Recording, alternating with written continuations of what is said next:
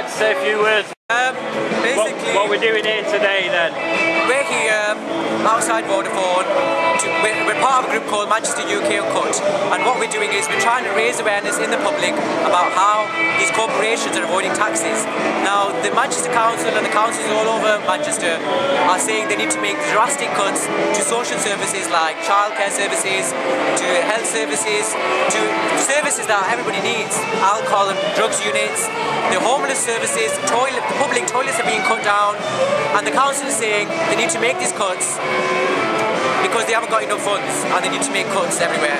But what we're saying is that if they had made these corporations pay the taxes that these corporations have avoided, like Vodafone has avoided $6 billion in taxes, they wouldn't have to make these cuts. So we're here outside today in protest against the government and against these corporations as well.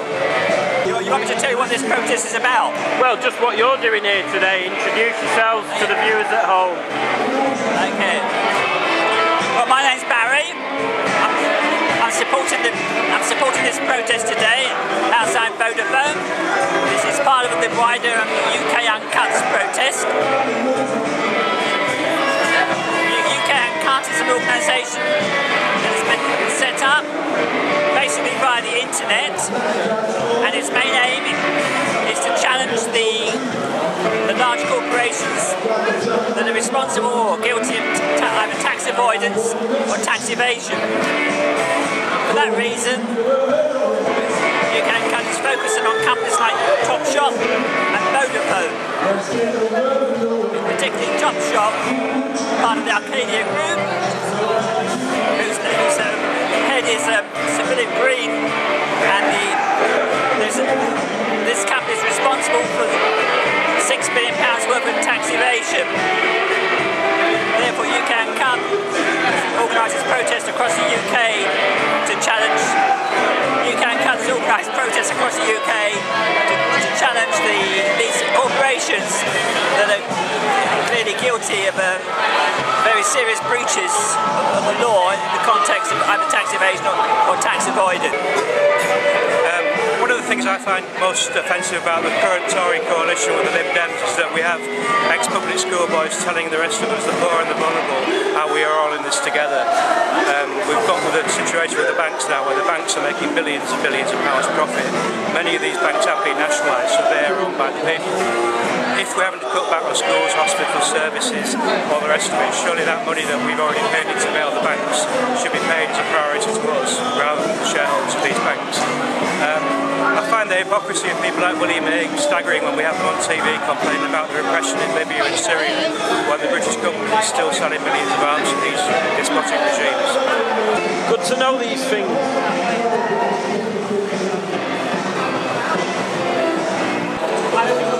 Justice, take action, it's about time you did something now.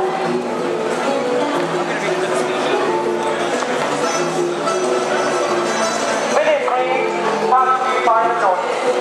The idea to take action against Philip Green. So Philip Green is a multi-billionaire businessman who runs a retail empire, which includes BHS, Topshop, Topman, Burton, Dorothy Perkins and Miss Selfridge. He is also Britain's most notorious serial tax dodger. He awarded himself 1.2 billion bonus tax-free.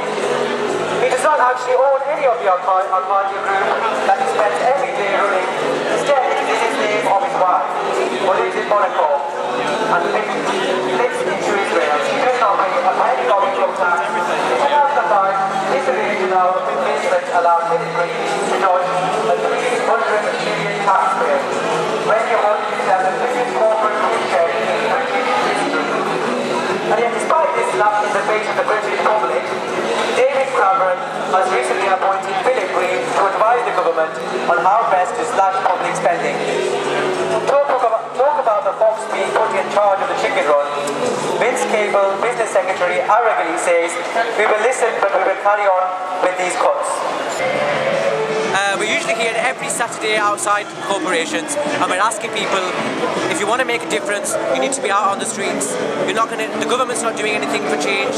You've seen the drastic cuts in your local services. You need to be out on the streets, taking action, like us, out here on the streets.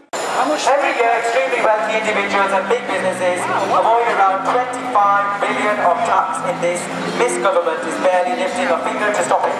In fact, the government has made tax dodging easier by cutting funding for the UK Revenue and Customs by quarter, making them toothless in the face of corporate tax dodgers.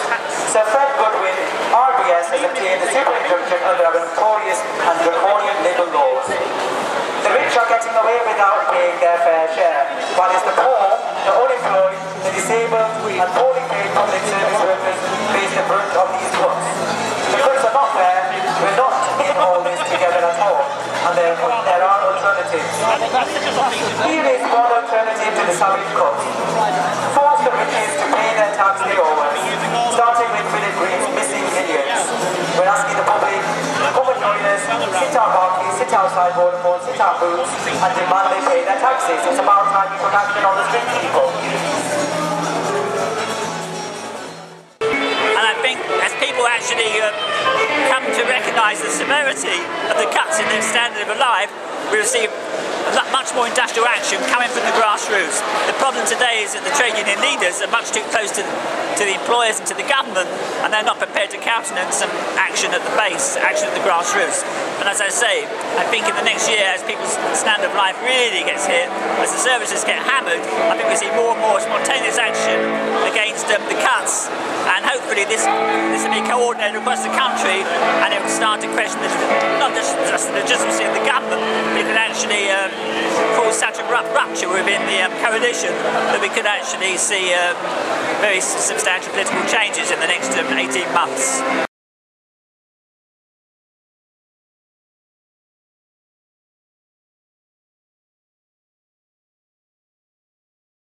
We're asking you to take action against these corporations.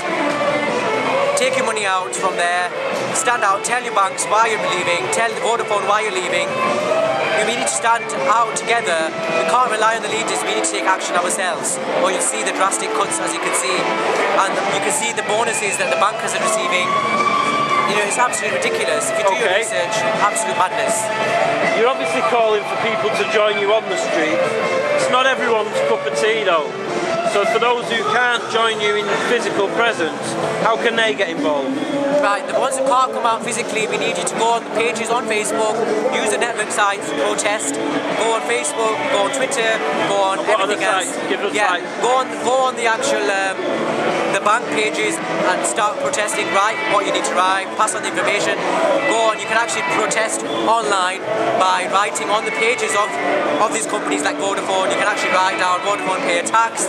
Simple as that, basically, online, and you're raising awareness. Do you have any websites for yourselves? If you type in Manchester UK Uncut on Facebook, you'll find up details. That's Manchester UK Uncut, and we're linked with all the other groups. So we're asking everybody to come together, join forces. We're asking the anti-war movement to come together. We're asking the anti-cuts movement to come together, and I think it's really about time everybody joined forces. And we know who the enemy is. It's the big corporations. We just need to make a stand together.